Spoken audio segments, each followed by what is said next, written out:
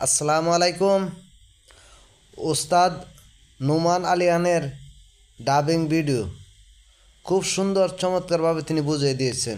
আলহামদুলিল্লাহ। খুতবায় কিছু না কিছু ভালো জিনিস থাকবেই। প্রত্যেক খুতবাতে কোনো আয়াত থাকতে পারে, কোনো আয়াতের তাফসীর থাকতে পারে, বা রাসূলুল্লাহ সাল্লাল্লাহু আলাইহি ওয়াসাল্লামের কোনো হাদিস থাকতে পারে, তাফসীর থাকতে পারে। এটা প্রাকৃতিক, এটা স্বাভাবিক।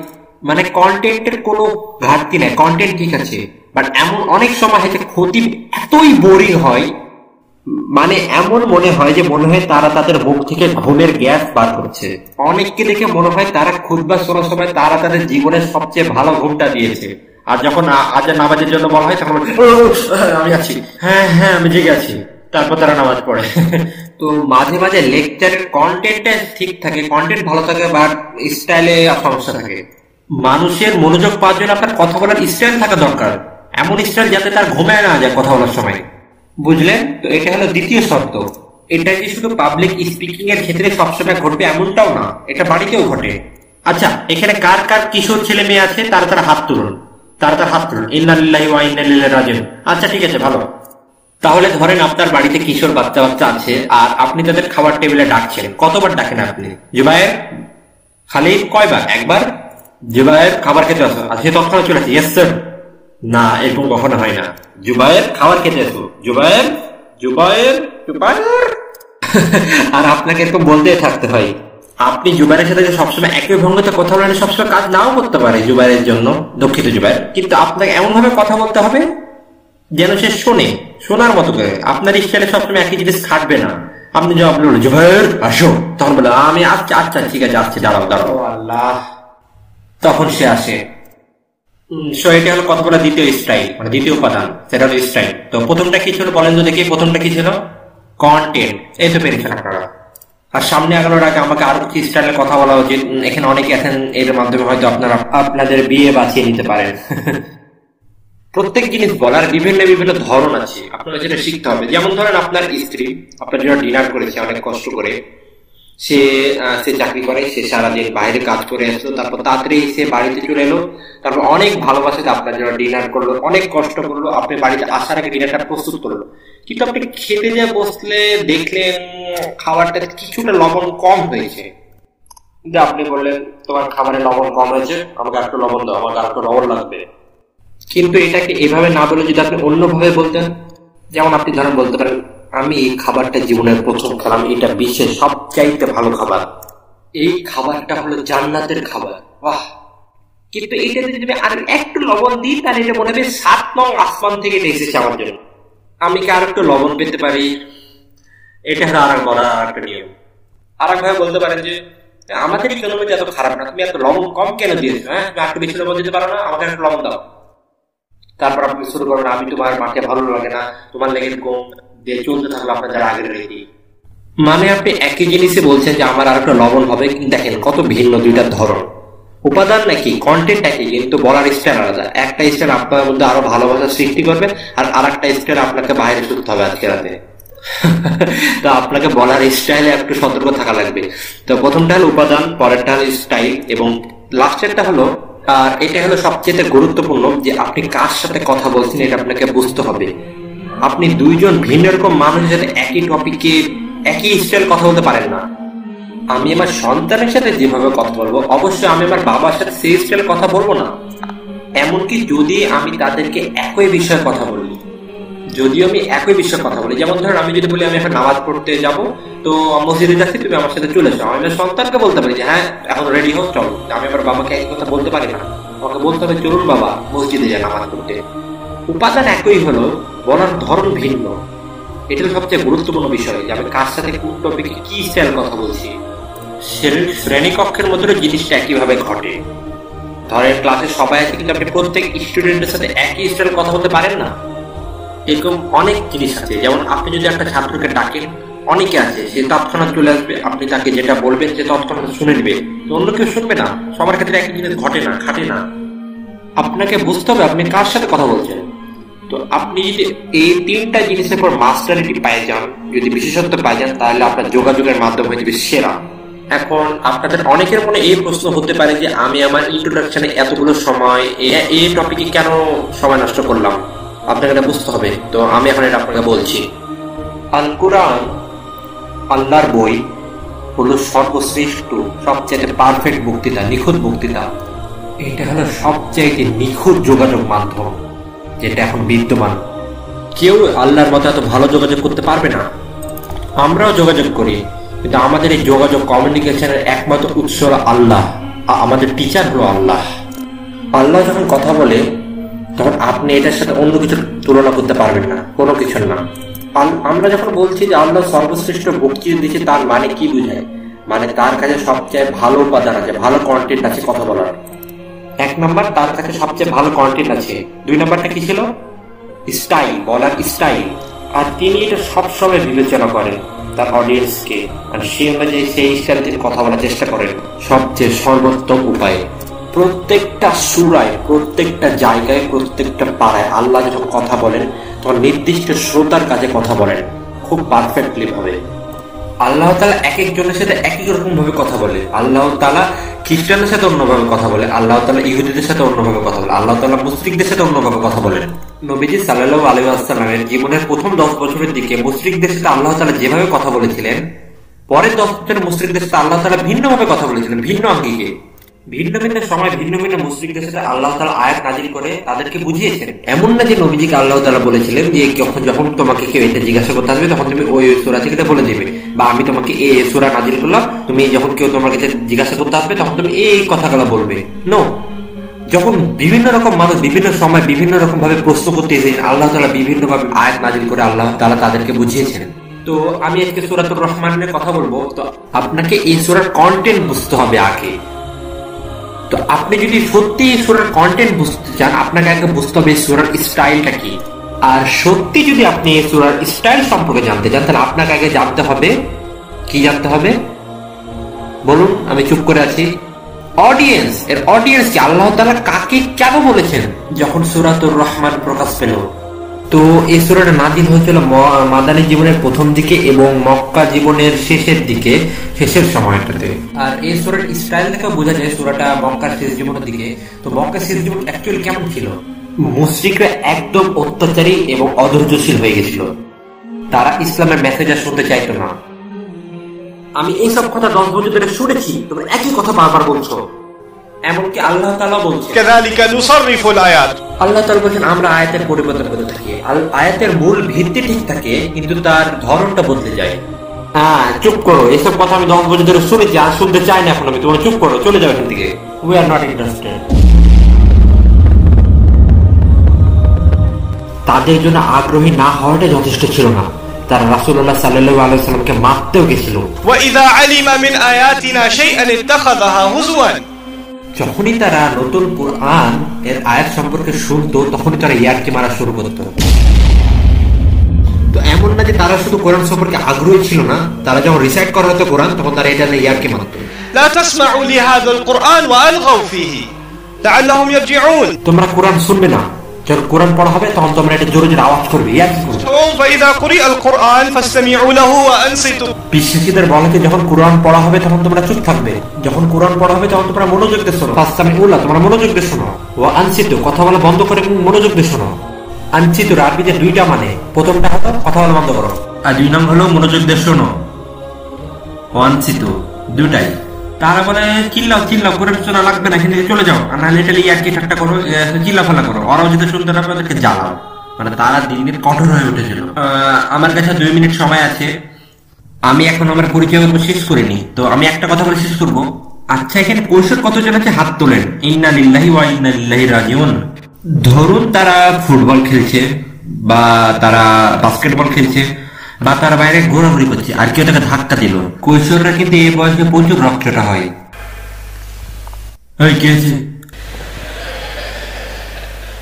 আর তারা মারামারি জন্য প্রস্তুত। আর তখন যারা মারামারি শুরু করে, বন্ধুরা তাদেরকে ধরে বাদ দে মারামারি করেছে, তখন তুই বলে এবং সে মারামারি করতে চাই।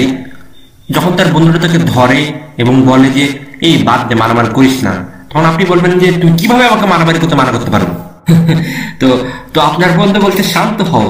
আপনার বন্ধু আপনাকে কতবার শান্ত হতে বলেছে? একবার মাত্র। আর তার বন্ধু যখন বলবে এই শান্ত হও, তখন কি সে শুনে যাবে? তখন কিছু বুঝতে পারে, হ্যাঁ হ্যাঁ আমার শান্ত হওয়া উচিত। এখন বলবে চলো আমরা বসে চা খাই, তার বলবে? জীবনে বলবে না। যেহেতু আপনি সেই সময় পাগলের মতো রাগান্বিত থাকবেন, এই চুপ কর চুপ কর, শান্ত হ, শান্ত হ, শান্ত হ, চুপ কর, আমি বলছি শান্ত হ, সে 10 বার বলবে, 10 বার। আর আপনি যেহেতু সেই সময় এতই রাগান্বিত থাকবেন, হইতে পারে আপনি একবার, মাত্র একবার তার কথা শুনতে পারেন, হতে পারে তারপর আপনি একবার শুনলেন, কারণ সেই সময় আপনি হয়ে ওঠেন জেদি, একগুয়ে। যখন কি আপনি একগুয়ে হয়ে যান, তখন কি আপনাকে একবার বললে শুধু হবে, শুনে নেবেন? না, অনেকবার বলা লাগবে, অবশ্যই অনেকবার।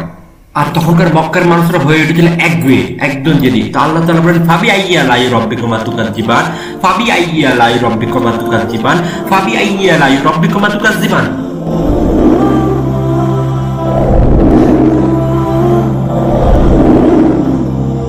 হতে পারে তারা এতবার বলার পর যদি শুনে যায় একবার বলার চাইতে। সো এটা হলো ওই সূরার স্টাইল।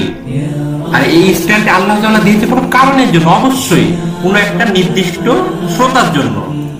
তো এই কথাটা কি আপনার দৃষ্টিভঙ্গি পরিবর্তন করেছে সূরার প্রতি? এটা ছিল আমার পরিচিতি এই সূরার। তো এখন আজানের সময়, তো নামাজের পর ইনশাআল্লাহ তাআলা আমরা আবার শুরু করব। তো ভিডিওর পরবর্তী অংশে যাওয়ার আগে আপনাদের কাছে একটা অনুরোধ থাকবে, ভিডিওটি লাইক, কমেন্ট এন্ড শেয়ার করবেন, আর অবশ্যই আমাদের চ্যানেল সাবস্ক্রাইব করবেন। তো এগুলো করতে বলছি এমন না যে এটার ফলে আমরা লাখ লাখ কোটি টাকা কামাই যাবে, এরকমটা না। আসলে এগুলো করলে হয় কি, যে ভিডিওটা আরো অনেক রিচ হয়, অন্যান্য মানুষের কাছে ভিডিওটা আরো পৌঁছায়। তো আপনারা অবশ্যই চাইবেন যে এই ভিডিওগুলো আর এই তাফসীরগুলো অন্যান্য মানুষের কাছে আরো পৌঁছে যায়। ইউটিউবের অ্যালগরিদম এভাবেই কাজ করে। তো আপনারা আমাদের সহযোগিতা করুন যাতে আমাদের কাজটা আরো আগাতে সহজ হয়। তো চলেন পরের অংশ শুরু করি। আলহামদুলিল্লাহ, আলহামদুলিল্লাহ, والصلاة والسلام على رسول الله وعلى آله وصحبه أجمعين ثم أما بعد। তো আমরা সূরাতুল বাকারার কথা বলছিলাম, কি তো আমরা কথা বলছিলাম যে একটা ভালো কমিউনিকেশনের জন্য কয়টা উপাদান থাকে বলুন তো? 4টা? 3টা? হ্যাঁ বলুন তো, কি কি? কন্টেন্ট, স্টাইল, আর সূরাতুর রহমানের অডিয়েন্স কারা ছিল বলুন তো? একগুয়ে, জেদি পিপল। আর আমি আপনাকে শুরুর আগে এগুলো বলেছিলাম, তাই না? তো আমরা সূরা রহমানের স্টাইল সম্পর্কে ইতিমধ্যে জেনেছি, আর এর অডিয়েন্স সম্পর্কে জেনেছি। তো এই সূরার স্টাইলটা কি? যে একই জিনিস বারবার বলা। কারণ কি? কারণ এগুলোর অডিয়েন্স হলো জেদি পিপল, একগুয়ে মানুষ। তাদেরকে একটা জিনিস বারবার না বললে তাদের মাথায় ঢুকবে না। এর জন্য এই সূরায় একটা আয়াত বারবার বলা হয়েছে, যাতে এই জিনিসটা তাদের মাথায় ঢুকে যায় ভালো করে। তো এই সূরার গুরুত্বপূর্ণ শিক্ষাটা হলো, যারা একগুয়ে মানুষ তাদেরকে একটা জিনিস বারবার বলা। আর আল্লাহ তাআলা এসব কথা যাদেরকে বলছিলেন আর যে মেসেজটা দিতে চাচ্ছিলেন, তারা এত একগুয়ে ছিল যে তারা কোনো কথা শুনতে যাচ্ছিল না, এই জন্য তাদেরকে বারবার বলা হচ্ছিল। আর আল্লাহ তাআলার মেসেজটা কি ছিল?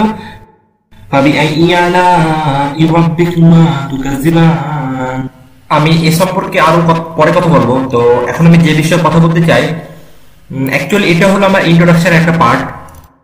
আমি আসলে কোরআনের ক্রমবিন্যাস সম্পর্কে অনেক পড়াশোনা করেছি, যে আল্লাহ তাআলা কখন কোন সময় কেন এই আয়াতগুলো দিয়েছে, কি কারণে দিয়েছে, কিভাবে দিয়েছে।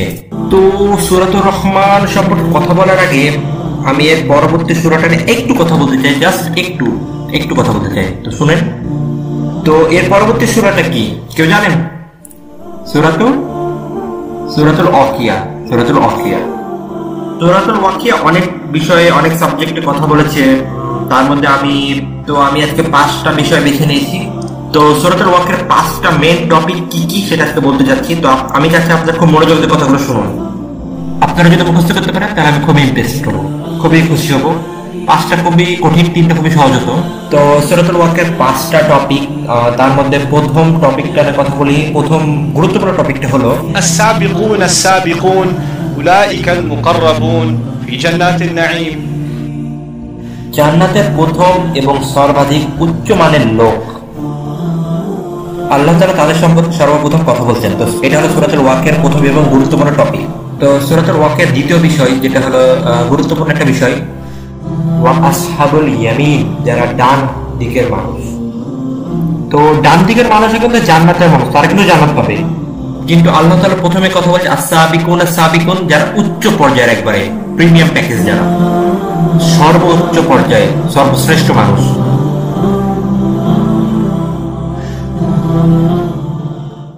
আসসালামু আলাইকুম। তো এই ডাবিং শুরুর আগে একটা কথা বলতে চাই যে আমার যদি শক্তি থাকতো তাহলে আমি আপনাদের জোর করে ডাবিংটা দেখাতাম। এটা এত একটা সুন্দর ডাবিং, মানে কথাবার্তা এত সুন্দর লেগেছিল মানে খানের এই অংশটুকুতে সূরা রহমানকে কত সুন্দরভাবে উপস্থাপন করেছে, আমার আসলে আসলে খুবই ভালো লেগেছে। এটা ডাবিং করার সময় প্রত্যেকবারে আমার মাথায় ছিল যে কোরআনের মধ্যে এত সুন্দর জিনিস আছে, আর এই পর্যন্ত আমি জানি না। ডাবিং করার সময় আমার মনের মধ্যে সব জিনিসগুলো আনন্দের সাথে ফুটে উঠছিল, বাহ কি জিনিস। তো আশা করি আপনাদের ভালো লাগবে। তো শুরু করেন ইনশাআল্লাহ তাআলা। ও আচ্ছা, আরেকটা কথা বলতে ভুলে গেছি, এটা হলো সূরা রহমানের দ্বিতীয় পর্ব, তাফসীরের দ্বিতীয় পর্ব। তো আপনারা যারা প্রথম পর্ব দেখেন ডেসক্রিপশনে চেক করেন, কোথাও লিংক দেওয়া আছে, অথবা আই বাটনে দেখেন, ওখানে আমি দিয়ে রেখেছি। তো ওটা দেখে আপনি দেখবেন, তাহলে আপনাদের যেটা বুঝতে সুবিধা হবে। আচ্ছা দেখেই তো থাকেন তাহলে তো আলহামদুলিল্লাহ। السابقون السابقون أولئك المقربون في جنات النعيم জান্নাতের প্রথম এবং সর্বাধিক উচ্চ মানের লোক, আল্লাহ তাআলা তাদের সম্পর্কে সর্বপ্রথম কথা বলছেন। তো এটা হলো সূরা ওয়াকিয়ার প্রথম এবং সবচেয়ে গুরুত্বপূর্ণ একটা টপিক। তো সূরাতুল ওয়াকিয়ার দ্বিতীয় বিষয় যেটা খুবই একটা গুরুত্বপূর্ণ বিষয়, ওয়া আসহাবুল ইয়ামিন, যারা ডান দিকের মানুষ। ডান দিকের মানুষ কিন্তু জান্নাতের মানুষ, তারাও কিন্তু জান্নাত পাবে।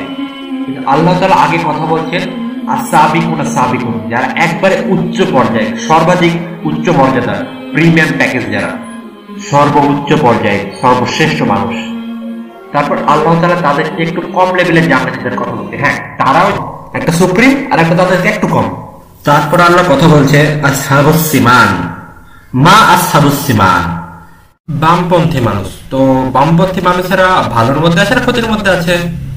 অবশ্যই তারা ক্ষতির মধ্যে আছে। তো আমরা দুইটা গ্রুপের পিপল পেলাম, যারা ভালো, যারা জান্নাতে, as-সাবিকুন as-সাবিকুন, যারা উচ্চ লেভেলের, আর আরেকটা আসহাবুল ইয়ামিন, ডান হাতের মানুষ, ডানপন্থী মানুষ। তারপর ক্ষতিগ্রস্ত লোকেরা আছে, তারা হলো বামপন্থী মানুষ। আর আমি কি বলেছিলাম, এই সূরার কয়টা সাবজেক্ট আছে? 5টা। এই সূরার 5টা, এই সূরার একটা পরিচিতি পর্ব আছে, একটা শেষ অংশ আছে, কিন্তু মাঝখানে মোট 5টা সাবজেক্ট আছে, 5টা। আমি এখন মাঝের 5টা টপিক নিয়ে কথা বলছি। প্রথমটা হলো as-সাবিকুন as-সাবিকুন, তারপর হলো আসহাবুল ইয়ামিন, আর সেটা হলো আসহাবুস সিমান। আর 4 নম্বর এমন কিছুর কথা বলেছে আল্লাহ তাআলা, যেটা শুধুমাত্র সুবহানাহু ওয়া তাআলা করতে পারে, আর অন্য কেউ করতে পারে না।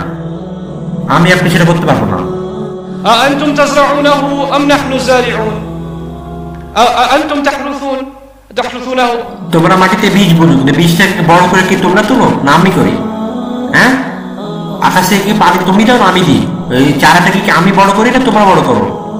আর আল্লাহ তাআলা এসব জিনিসের লিস্ট বলেছেন, যেসব একমাত্র আল্লাহই করতে পারেন, আমরা করতে পারি না।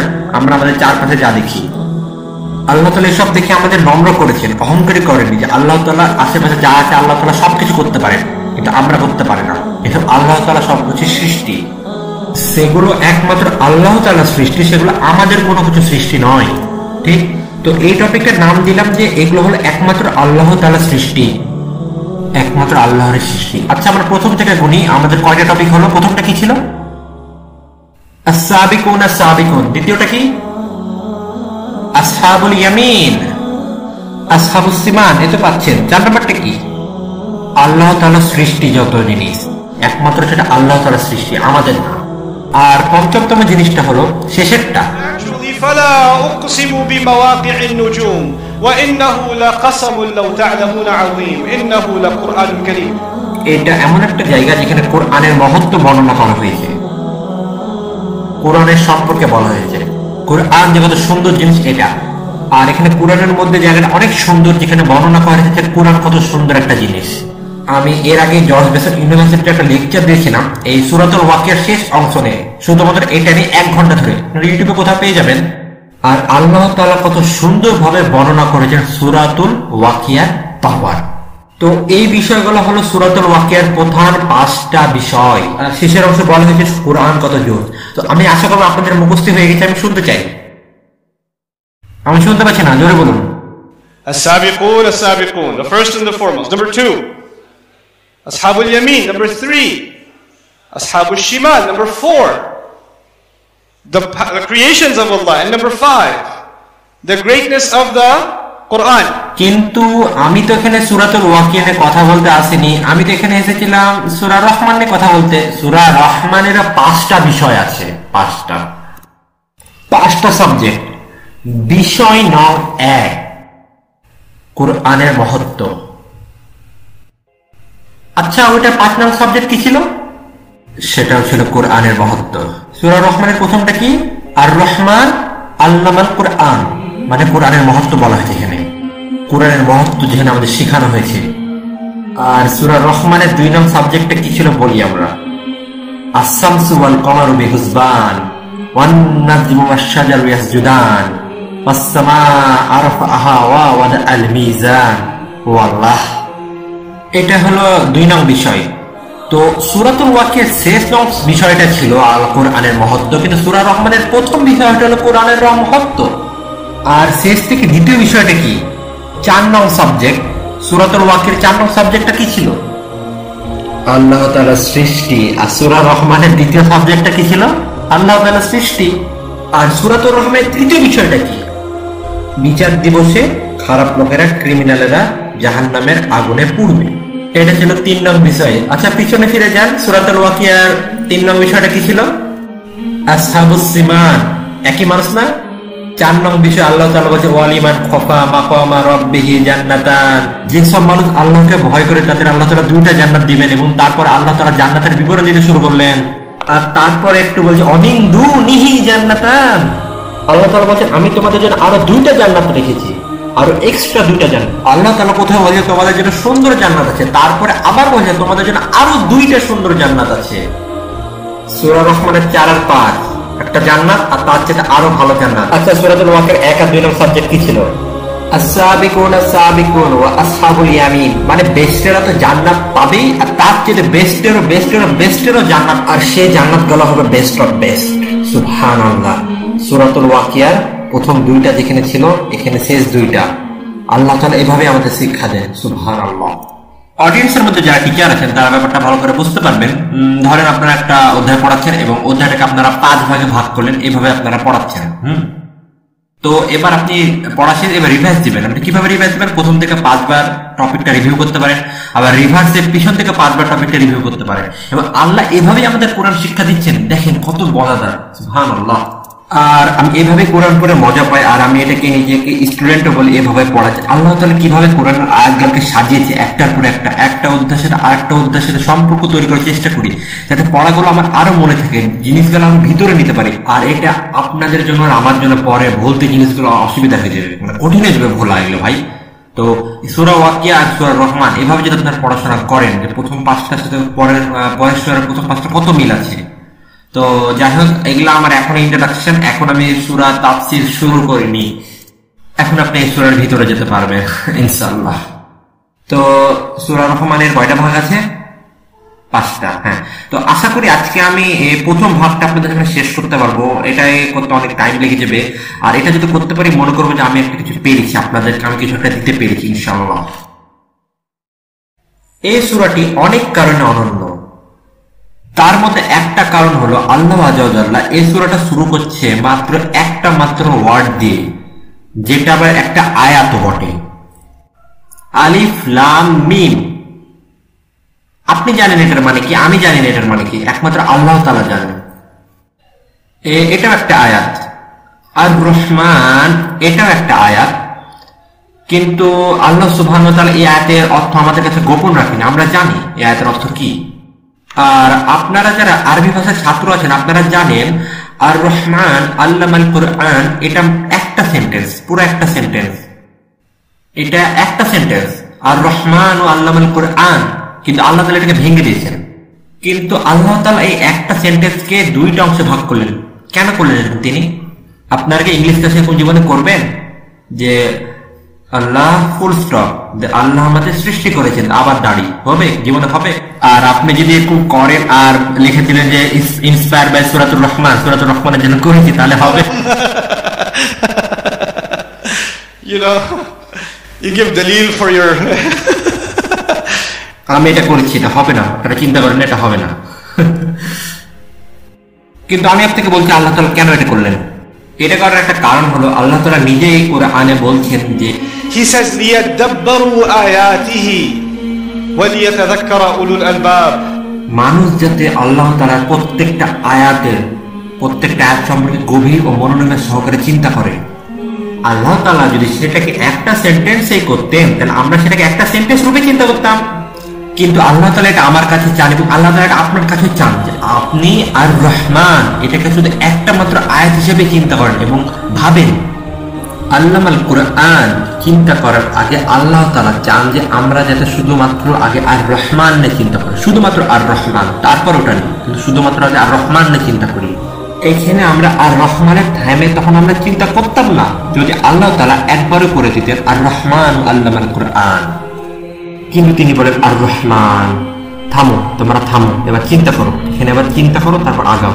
সুবহানাল্লাহ।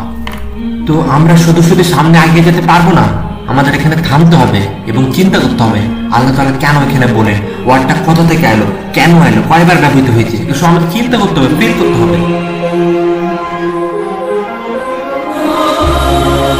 আপনারা জানেন এই ওয়ার্ডটা আমরা সবসময় ব্যবহার করি, আমরা বলি বিসমিল্লাহির রহমানির রহিম, আমরা আবার ফাতিহা সবসময় পড়ি আলহামদুলিল্লাহি রাব্বিল আলামিন আর রহমানির রহিম, আমরা এই ওয়ার্ডটা সবসময় ব্যবহার করি।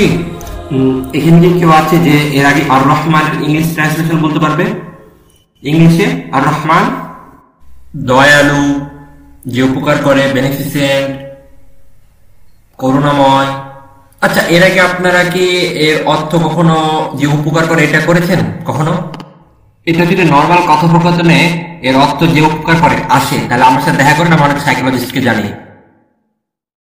না, আমরা এটা ইউজ করি না, আমরা এই যে উপকার করে এই অর্থটা কখনো ইউজ করি না। তো অনুবাদের উদ্দেশ্য হলো যাতে আমরা সেটা বুঝতে পারি। অনুবাদ করার সময় এমন শব্দ ইউজ করা হয় যাতে ওটা অন্যরা বোঝা যায়, অন্যকে জাস্ট বোঝানো যায়। অনুবাদের সাথে সম্পর্কিত না এরকম শব্দ যদি আপনি ব্যবহৃত করেন যারা অনুবাদের উদ্দেশ্যকে ব্যর্থ করবে, এটার উদ্দেশ্যকে ব্যর্থ করবে। তো নর্মাল ট্রান্সলেশনে যখন আমরা এটার অর্থ দয়ালু করি আর রহমানের অর্থ দয়ালু করি, তখন যেটা ইংলিশ বা বাংলাতে যেটা সহজে বোঝা যাবে, কিন্তু এই শব্দের কিছু সমস্যা আছে। মার্সি বা দয়া, এই শব্দটা রহমানের কিছু আলাদা, রহমানের সাথে কিছুটা আলাদা। আমি আগে আপনাকে এটা বুঝাই। আর রহমান এটা আরবি অনেক জায়গা থেকে এসেছে, কিন্তু প্রথমে আমি যেটা বলবো সেটা হলো আর রহম। রহম হল একটা গর্ভবতী মায়ের পেট। যখন একটা মা গর্ভবতী হয় তখন তার পেটকে বলা হয় রহম। আর এটাকে রহম বলা হয় কারণ সেই শিশুটি তার মায়ের পেটে সর্বদিক দিয়ে উপকৃত হয়, সর্বদিক দিয়ে সাহায্যপ্রাপ্ত হয়।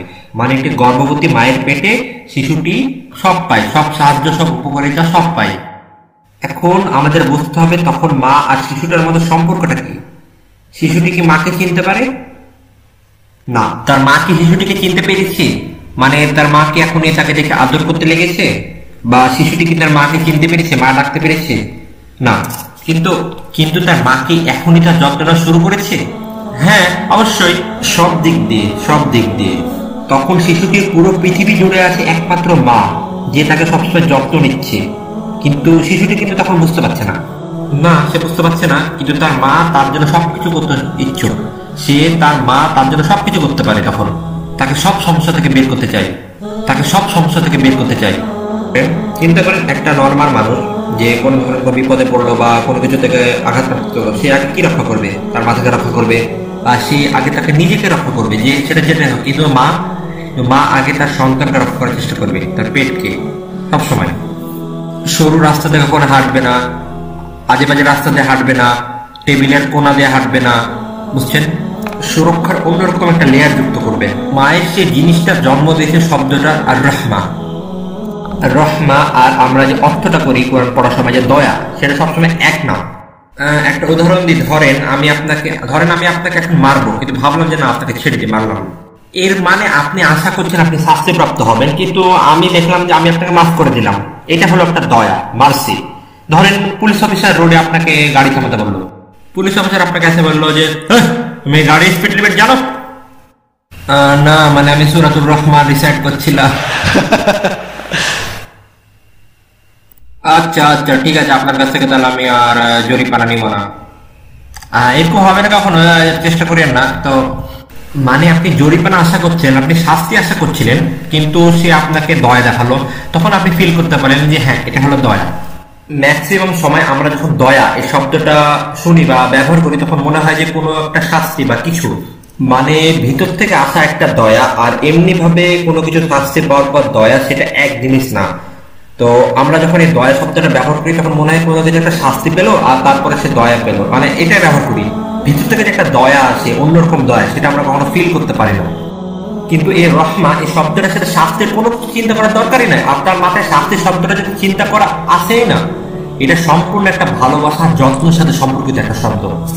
যখন কেউ আপনাকে ভালো ব্যবহার করবে বা সে আসলেই চাবে আপনার প্রতি একটা ভালোবাসা দেখাতে, তখন সে অটোমেটিকলি আপনার সাথে ভালো ব্যবহার করবে। সে চায় আপনার যাতে কোনো ক্ষতি না হয়, সেখানে তার কোনো স্বার্থ থাকবে না। সেটা হলো রহমা, সেটা হলো রহমা। যখন আল্লাহ তাআলা ব্যবহৃত করেন আর রহমান, মানে তিনি বোঝাতে চাচ্ছেন যে তিনি আপনাকে ভালোবাসেন, মানে তিনি বুঝাচ্ছেন তিনি আপনাদের উপর অনেক ধৈর্যশীল, অনেক যত্নশীল। তিনি জানেন আপনার দুর্বল আর আপনার কত শান্ত ও সুন্দরভাবে হ্যান্ডেল করতে হবে। আপনি যতই অধৈর্যশীল হন না কেন, আল্লাহ আপনার পর সবসময় যত্নশীল হবেন। আপনার পর আল্লাহ তাআলা সবসময় যত্নশীল হবেন। তিনি আপনাকে কখনো ছেড়ে যাবেন না, আপনাকে কখনোই পরিত্যাগ করে যাবেন না। একটা মা তার শিশুকে কখনো ছেড়ে যান না। এখানে আর একটা ব্যাপার আছে, এই আর রহমান এই শব্দটাকে বলা হয় সিয়াতুল মুবালাগা এই আরবি শব্দতে। তো যে এটা আরেকটা মানে হলো যে অতিরিক্ত এবং অস্বাভাবিক কোনো কিছু। ধরেন আপনি তৃষ্ণার্ত, এটা একটা ব্যাপার, এটা একটা ব্যাপার। আবার ধরেন আপনি খুব রাগান্বিত, এটা একটা ব্যাপার।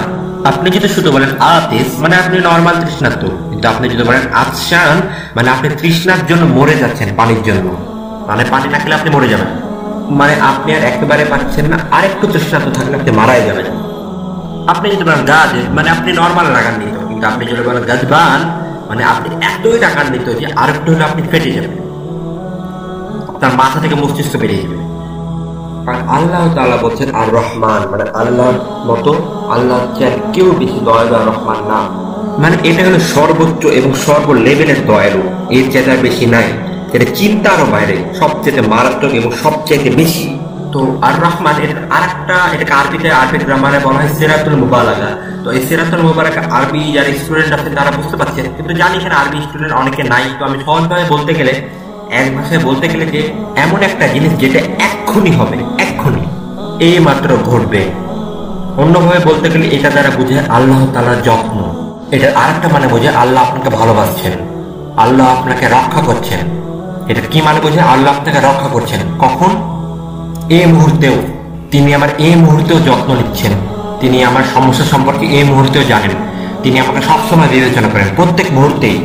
সূরা রহমানকে খুলে দেখলে এটাই পাওয়া যাবে, আল্লাহ তাআলার ভালোবাসা। প্রত্যেক মুহূর্তে আল্লাহ তাআলা ভালোবাসেন আমাদের, প্রত্যেক মুহূর্তে আল্লাহ তাআলা আমাদের কথা শোনেন। কালকেও না, আজকেও না, এই মুহূর্তে। আমাদের প্রত্যেকের কোনো না কোনো সমস্যা আছে, প্রত্যেকে। এমন হতে পারে কারি পারিবারিক সমস্যা আছে, হতে পারে আপনার স্বামীর মধ্যে সমস্যা আছে, আপনার স্ত্রীর মধ্যে সমস্যা আছে, আপনার ছেলের মধ্যে, আপনার চিলড্রেনের মধ্যে সমস্যা আছে, আপনার দেশে, আপনার পরিবেশে, আপনার প্রতিবেশীতে, আপনার সরকার নীতিতে, আপনার রাজনীতিতে, সব জায়গায় সমস্যা আছে, সব জায়গায়, প্রত্যেকটা জায়গায় সমস্যা আছে। আমরা আমাদের সমস্যা নিয়ে সবসময় চিন্তা করি, কিন্তু আমরা আর রহমান নিয়ে সবসময় চিন্তা করি না।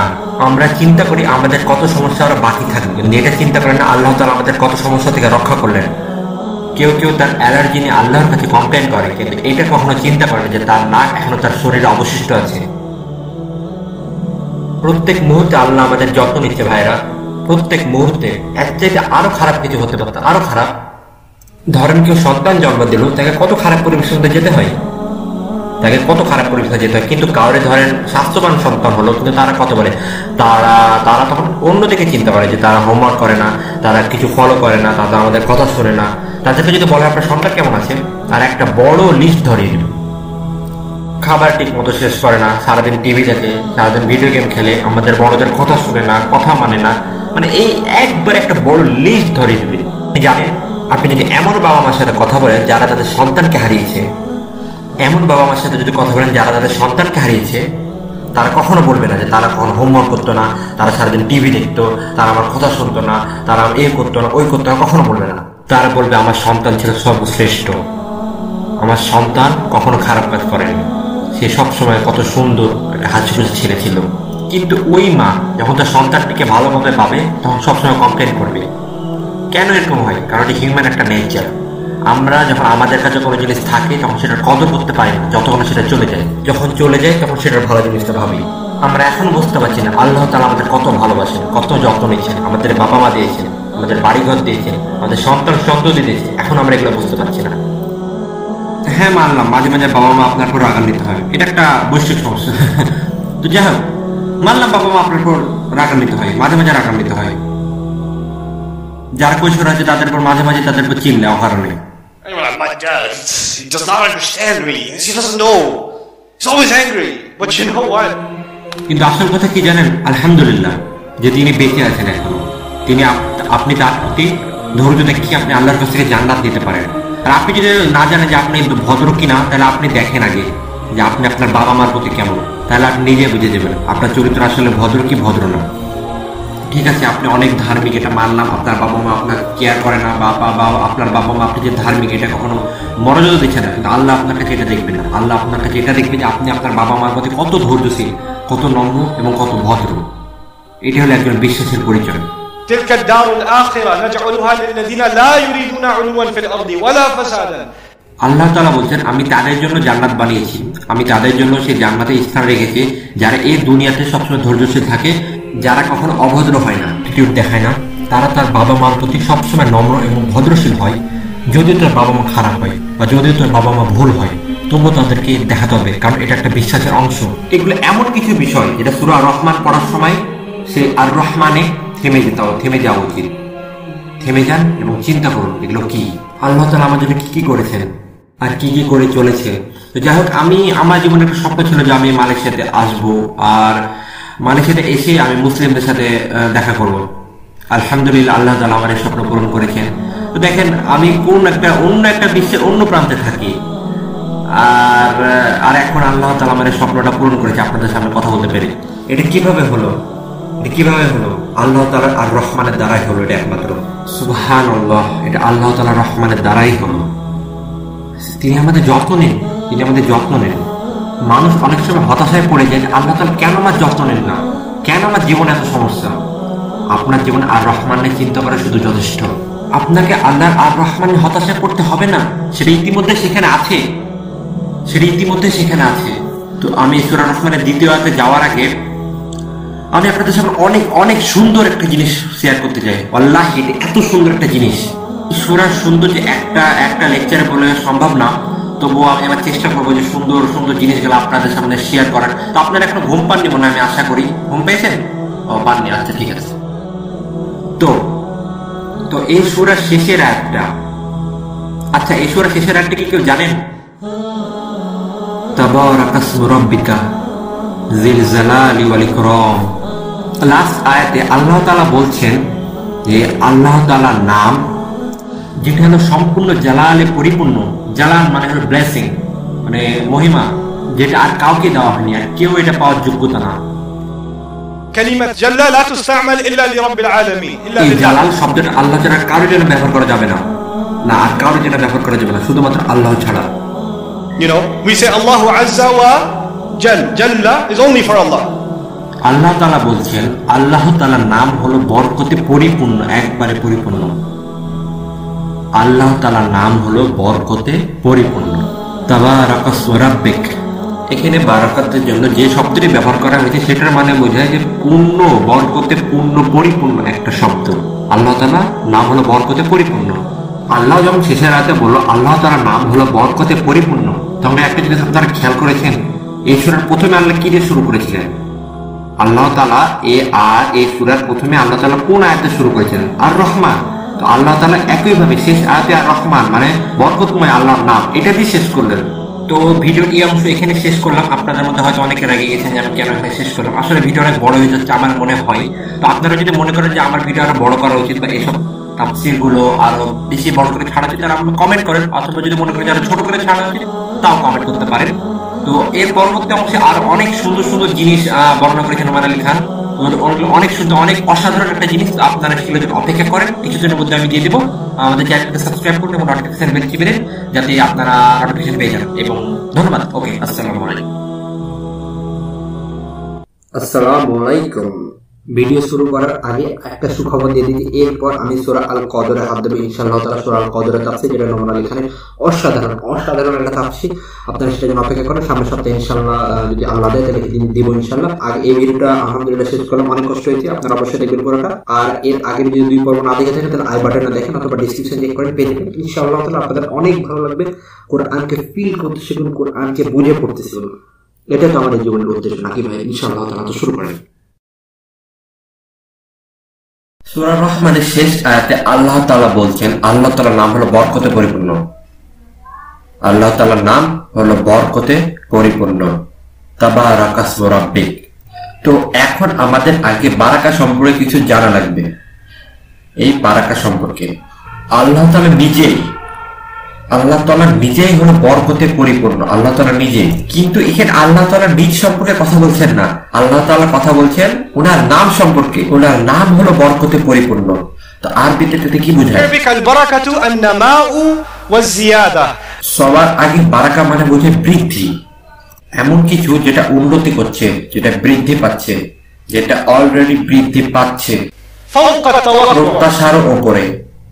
ধরেন আপনি মাটিতে একটা মাত্র বীজ বুনলেন, তাহলে আপনি কয়টা গাছ আশা করবেন? একটা। কিন্তু আপনি একটা বীজ বুনলেন আর 10টা গাছ পেলেন, সেটা হলো বারাকা, সেটা হলো বরকত। লজিকে বলে আমি একটা বীজ বুনেছি, একটা গাছ পাবো, কিন্তু আমি তো পুরো বাগান পেয়ে গেছি, এটা হলো ফুল অফ বারাকা, বরকতে পরিপূর্ণ। লজিক বলছে আমি একটা জিনিস লাগিয়েছি, একটা পাবো, এত কেন? যেমন নিউটনের লতা বলে যে, যেমন নিউটনের সূত্র বলে যতটুকু আপনি ক্রিয়া করবেন ততটুকুই ঠিক, ততটুকু আপনি প্রতিক্রিয়া পাবেন। কিন্তু আপনি যদি একটু ক্রিয়া করেন আর একটা এমন বড় একটা প্রতিক্রিয়া পেলেন, তাহলে সেই প্রতিক্রিয়াটা হলো বরকত। Baraka also in the Arabic language is used idha anaqa al-jamal. যখন একটা উট বসে থাকে কিন্তু সেটাকে নড়ানো যায় না, মানে কত সুন্দর একটা উদাহরণ। মানে ধরেন আপনি একটা কোনো কিছু বৃদ্ধি করছেন, আপনি প্রচুর বৃদ্ধি করে ফেলেছেন। আচ্ছা ধরেন আপনারা বুঝতে পারবেন, অথবা বাচ্চারা ভালো করে বুঝতে পারবে। ধরেন আপনাদের কাছে লেগো সেট আছে, একটা লেগো সেট, আপনি একটা বিল্ডিং বানাতে চাইলেন, একটা লম্বা একটা বিল্ডিং বানাতে চাইলেন লেগো সেট দিয়ে। আচ্ছা ওই বিল্ডিংটা কি স্টেবল থাকবে না একটা টোকা মারলে পড়ে যাবে? অবশ্যই সেটা শক্তিশালী না, সেটা একটা টোকা মারলে মাটিতে পড়ে যাবে, ঠিক? যখন কোনো কিছু প্রচুর লম্বা বৃদ্ধি পেতে থাকে তখন সেটা কম স্থিতিশীল হয়ে যায়। তো বর্গ শব্দের অর্থটা বোঝায় যে উট বালির উপর বসেছে আর তাকে নড়ানো যাবে না। এমন একটা কিছু যেটা দ্রুত বৃদ্ধি পেলেও তাড়াতাড়ি অস্থিতিশীল হয়ে যাবে না, সবসময় সেটা বৃদ্ধি পেতে থাকবে।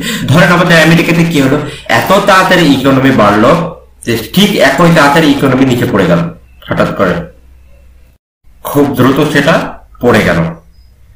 সরকার খুব তাড়াতাড়ি গগ্রাস গ্রহণ করছিল, কিন্তু ঠিক একইভাবে তাকে সেটা নিচে ফেলে দিতে হলো। এরকম সবসময় হয়। ধরেন আপনার মধ্যে খুবই একটা আবেগ চলে এলো, কি হবে? তারপরে সেটা তাড়াতাড়ি চলে যাবে। কিন্তু আল্লাহ তাআলা বলছেন এখানে আমার বরকতটা সবসময় স্থিতিশীল থাকবে, সবসময়, কখনো চলে যাবে না। আর আল্লাহ তাআলা বলছেন যে আল্লাহ তাআলার নাম হলো বরকতে পরিপূর্ণ। আচ্ছা এটা আমাকে আর আপনাকে কি বোঝায়? চলো চিন্তা করি। আপনি জানেন এটার মানে কি বোঝায়? আমরা যখন বলি আল্লাহর নাম আর রহমান, আর আমরা যখন কোনো কিছু শুরু করি আল্লাহর নাম দিয়ে, আল্লাহর নাম বলে, আর আমরা যখন আল্লাহ তাআলার নাম দিয়ে বরকত চাই, তখন আমরা যাই কিছু করি না কেন উন্নতি বয়ে আনে। কিন্তু সেই উন্নতিটা হয় আমাদের প্রত্যাশারও বাইরে, আর সেই উন্নতিটা সবসময় বাড়তে থাকে, কখনো থেমে যায় না। সেটা বাড়তেই থাকে। আপনি জানেন একটা মাত্র আয়াতের জন্য প্রত্যেক মুসলিমকে আশাবাদী হওয়া উচিত নাকি নিরাশাবাদী? কখনোই না। আপনি যাই কিছু করেন না কেন, যেমন ধরেন আমি এখানে দাঁড়িয়ে আছি হাজারো মানুষের সামনে, আবার অনলাইনে আমাকে এখন হাজার মানুষ দেখছে ধরেন বা দেখবে, কিন্তু আপনার এখন অডিয়েন্সের মধ্যে একজনকে চিন্তা করেন যে কোরআনের শিক্ষক এবং স্যার হাজারটা না, তার মধ্যে একটা স্টুডেন্ট আছে, দিয়ে আপনি কোরআন শিক্ষার জন্য একটা মাদ্রাসা খুলেন আর একটা মাত্র ছাত্র এলো, মাত্র একটা স্টুডেন্ট, আর আপনি ভাবতে পারেন how is this an evil? I mean, one guy shows up, what's the point? আর এটাও চিন্তা করতে পারেন ধরেন আমি দূর থেকে বক্তৃতা দিতে আসছি আর মাত্র একজন বসে আছে, Audience, I'll be like, huh. কিন্তু প্রকৃতপক্ষে এটা যেটা আমরা দেখছি সেটা এমন একটা কিছু যেটা শুধু আমরা মাত্র খালি দেখছি, কিন্তু এই একজনকে নিয়ে বরকত আছে, সেই একজনকে কোরআন শিক্ষা দিয়ে বরকত আছে, সে একটা ভালো কাজ করে বরকত আছে। যখন আপনি কোনো কিছু শুরু করেন, বিসমিল্লাহি আর রহমানির রহিম, তখন এই রেজাল্টকে আপনি তখন ক্যালকুলেটর দিয়ে হিসাব করতে পারবেন না, এবং সেটা হয় প্রত্যাশারও বাহিরে। সেটা আপনি কখনো মানুষদের বিবেচনা করতে পারবেন না, সেটা আপনি কখনো মানুষের লজিক, ম্যাথামেটিক্স, মানুষের বিজ্ঞান দিয়ে ক্যালকুলেট করতে পারবেন না। সেটা আসে আল্লাহর তরফ থেকে। ধরেন আপনি একটা মাত্র মানুষকে শেখালেন আলিফ আর বা, একটা মাত্র শিশুকে, আপনি জানেন না, এমন হতে পারে সে বড় হয়ে বিশ্বের এই উম্মার মধ্যে সর্বশ্রেষ্ঠ দায়ী হবে এবং তার হাত ধরে হাজার হাজার মানুষ মুসলমান ধর্ম গ্রহণ করবে। হতেই পারে, আপনি সেটা জানেন না। আমি আপনাকে বরকতের একটা নিজস্ব একটা গল্প বলি, দাঁড়ান, আমার পার্সোনাল যেটা ঘটেছিল। আর যখন আমি আরবি শিক্ষা শুরু করি তখন আমি কোরআন সম্পর্কে খুবই উৎসাহী ছিলাম, তো আমি চেষ্টা করতাম ইংলিশ ট্রান্সলেশন করতে আরবি। তো এটা প্রচুর প্রচুর কঠিন ছিল বোঝা আমার জন্য। তো এটা বুঝতে আসলে আমার জন্য অনেক কঠিন গেছে, আমাকে অনেক কঠিন সময় পার করতে হয়েছে এসব বুঝতে। তো রমজানের পরে যখন আমি আরবি শিখার সিদ্ধান্ত নিলাম, তো আমি যে শিক্ষার কাছে আরবি শিখতে চাইলাম রমজানের পরে, সেটা 3 সপ্তাহ ধরে হয়েছিল প্রত্যেকদিন করে। তো সেটা মাত্র 10টা স্টুডেন্টদের শুরু হয়েছিল। প্রত্যেক সন্ধ্যায় 10 জন ছাত্র প্রথম দিনে, 9 জন ছাত্র দ্বিতীয় দিনে, 6 জন ছাত্র তৃতীয় দিনে, চতুর্থ দিনে 3 জন ছাত্র। আমি আশেপাশে তাকাচ্ছি, ভাবলাম আমিও পালাবো না এখান থেকে। তৃতীয় চতুর্থ দিনের শিক্ষক আমাকে আমাদের বললেন যে দেখো, ছেলে মেয়ে তো যাবে আসবে, কিন্তু তোমরা যদি নাও আসো তবুও আমি এখানে অপেক্ষা করব। আমি এখানে থেকে তোমাদের জন্য অপেক্ষা করব, কারণ বরকতের মালিক আল্লাহ। আমি তোমাদের কাছে অর্থ আশা করি না, আমি আমার সম্মান, আমার অর্থ আশা করি আল্লাহ তাআলার কাছ থেকে, কারণ তিনি আল্লাহর বরকতে বিশ্বাস করতেন, একমাত্র আল্লাহর বরকতে বিশ্বাস করতেন। তো যখন ক্লাসে 3 জন মাত্র বুঝেছিল, তো আমি এখন ভাবতে লাগলাম যে আমি এগুলো শিখছি, তো 3 সপ্তাহ পর আমি এগুলো শিখে কি করবো? 3 সপ্তাহ পার হয়ে যাবে, তারপর আমি শিখে কি করবো? এগুলোর কোনো ভিত্তি নেই, আমার কাছে তখন এগুলো মনে হচ্ছিল। বাট এমন তো এটা না যে আমার কাছে অনেক টাকা আছে যে আমি এখানে মালয়েশিয়া বা পাকিস্তানে বা সৌদি আরবে বা মরক্কোতে বা মিশরে যে লেখাপড়া করবো, আমার তো সেরকম টাকা পয়সা নাই। তো আমি এই 3 সপ্তাহ পরে এগুলো শিখলাম, 3 সপ্তাহ পরে বা কি করবো? আমি নিজের কলেজে ব্যস্ত হয়ে যাবো বা নিজের পড়াশোনা নিয়ে ব্যস্ত হয়ে যাবো, তখন আমার জন্য এগুলো ভিত্তিহীন হয়ে যাবে। আমি তখন এগুলো কি করবো? মানে শয়তান আমাকে তখন ওয়াসওয়াসা দিয়েছিল মনের মধ্যে। যখন আল্লাহ তাআলা কোনো কিছুতে বরকত দেয়, তখন সেটা আর আমাদের হাতে থাকে না। কিন্তু অ্যানাউন্সার আমাকে এখন বলে যে আপনি 1999 থেকে এখন পর্যন্ত আপনি 10,000 স্টুডেন্টকে আরবি শিখিয়েছেন, সুবহানাল্লাহ। কিন্তু এখন আমি কোনো জায়গায় বক্তৃতা দিলে, কোনো জায়গায় আরবি শিক্ষা দিলে, সেখানে কমপক্ষে 20,000 স্টুডেন্ট উপস্থিত থাকে একদিনে, সেখানে একদিন উপস্থিত থাকে। কোরআনের তাফসীর শিক্ষা ক্লাসে না, আরবি ক্লাসে 20,000 স্টুডেন্ট। আপনারা জানেন আরবি শিক্ষা বোরিং, ঠিক আছে? তাও আপনারা জানেন, আমি নিজের চোখে দেখেছি, আমি লাইভ অডিয়েন্স দেখেছি। আপনি আমেরিকার এক জায়গা থেকে আরেক জায়গা দিয়ে আরবি শিক্ষা দিই, এবং আমি এগুলো দেখেছি। আর এটা আমার জন্য না, এটা হয়েছে কোনোভাবে আমার জন্য না, এটা অনলি হয়েছে শুধুমাত্র যে আল্লাহ তাআলা বরকতের জন্য। আপনি যেটা করতে যাচ্ছেন সেটা কখনো ছোট চোখে দেখবেন না, এটা সম্পূর্ণ আল্লাহর উপর নির্ভরশীল। আল্লাহ তাআলা যখন সেটাতে বরকত দিবে, তখন সেটা আপনার প্রত্যাশার বাইরে চলে যাবে। আল্লাহ তাআলা এমন বরকত দিবেন যেটা আপনি কখনো কল্পনা তো করতে পারবেন না, কখনো না।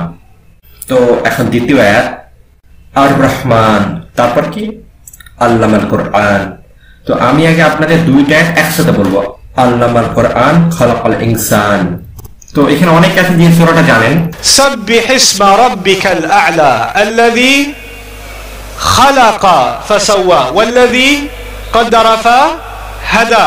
আল্লাহ তাআলা সূরাতুল আ'লাতে বলছেন, প্রথমে তিনি তার সম্পর্কে বলছেন এবং তারপর তিনি বলছেন তিনি সৃষ্টি করেছেন। আল্লাযী খালাকা, তিনি সৃষ্টি করেছেন।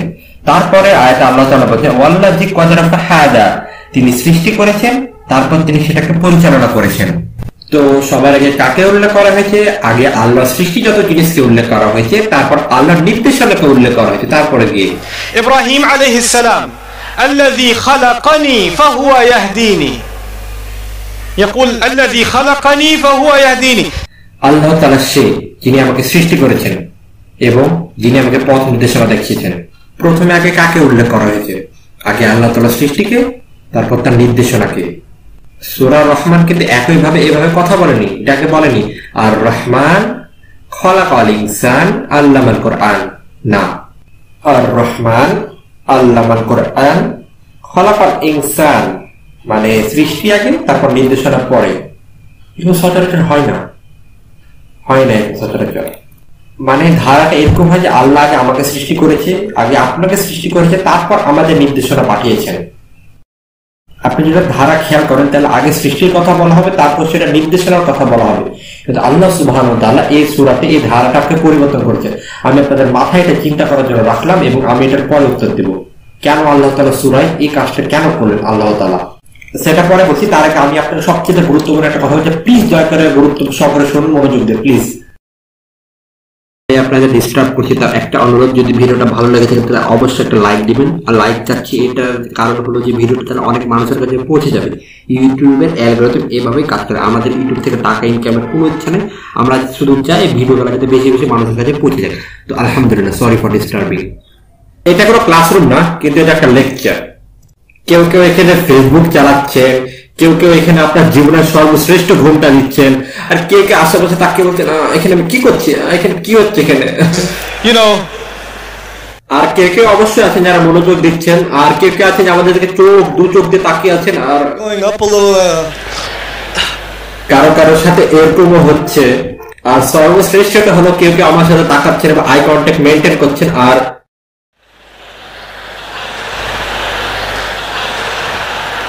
তার মানে কি হচ্ছে আপনি কিছুই বুঝতে পারছেন না, কারণ এটা কোনো ক্লাসরুম না, এটা শুধুমাত্র একটা লেকচার। আর ক্লাসরুম তো আমি তখন আমি এখন কি বললাম বলো, তাই বলো আমি আমাদের কি বললাম বলো। এইসব জিনিসগুলো আমি আমার ক্লাসে করে থাকি, নিয়মিত করে থাকি, একবারে নিয়মিত করে থাকি। এটা কোনো ক্লাস না, আপনি যা ইচ্ছা তাই করতে পারেন। আমি আপনাদের লেকচারের শুরু থেকে বলেছিলাম যে কমিউনিকেশনে কয়টা ভালো দিক আছে। এখন যদি আমি পিস থেকে বলো তো কমিউনিকেশন কয়টা ভালো দিক আছে, পিছের লোকটা বলবে 70টা। ঠিক আছে, এটা হবে এটা লেকচার, এটা হবে, আমি কোনো মাইন্ড করবো না। কিন্তু জানেন, যখন আপনি ক্লাসের মধ্যে থাকবেন, ক্লাসের মধ্যে, তখন শিক্ষকের দায়িত্ব হলো যাতে প্রত্যেকটা স্টুডেন্টের মাথায় কথাগুলো ঢুকে যায়, ঠিক? কিন্তু তারপরে কিছু ছাত্র থেকে যায়। এমন যেমন আমি আপনাদের একটা উদাহরণ দিই, যে যেমন আমি একটা গ্রামারের কোর্স রেডি করেছিলাম, প্রিপেয়ার করেছিলাম, তখন আমি এত সুন্দরভাবে ক্লাসটাকে রেডি করেছিলাম যে আমি রাতে 2 ঘন্টা ভাবতাম যে আমি ক্লাসটা কিভাবে নিব এটার জন্য। ক্লাসটা আমি এত ভালোভাবে নিয়েছিলাম যে তারা আমাদেরকে একাডেমিক অ্যাওয়ার্ড দিয়েছিল। Academic award.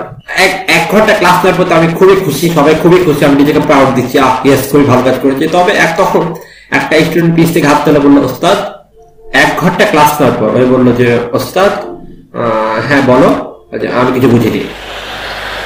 ও আচ্ছা, কোন জায়গাটা বুঝতে পারোনি? কিছু বুঝতে পারিনি। ঠিক আছে, তুমি যখন কিছু বুঝতে পারোনি তাহলে আমি আবার প্রথম থেকে পড়াই তোমাকে।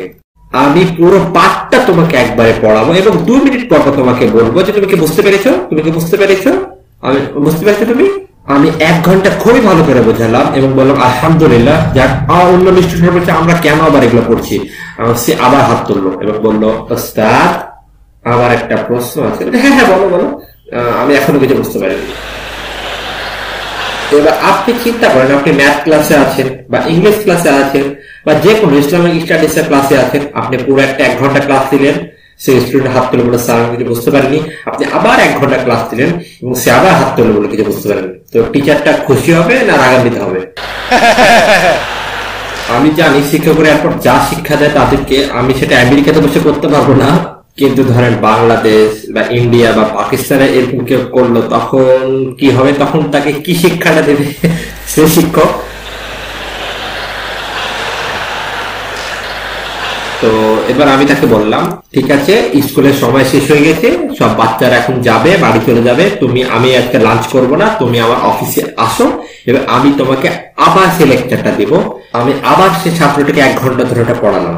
আমি তাকে অন্যভাবে বোঝানোর চেষ্টা করলাম। যখন প্রথমভাবে কাজ হলো না, যখন দ্বিতীয়ভাবে কাজ হলো, তখন তৃতীয়ভাবে বোঝানোর চেষ্টা করলাম এবং বোঝার পর সে আমাকে বললো, ওস্তাদ আমি জানি না শিক্ষকতা আপনার জন্য ভালো কিনা, কিন্তু আমি আবার বুঝতে পারিনি, আমি কিছুই বুঝতে পারিনি।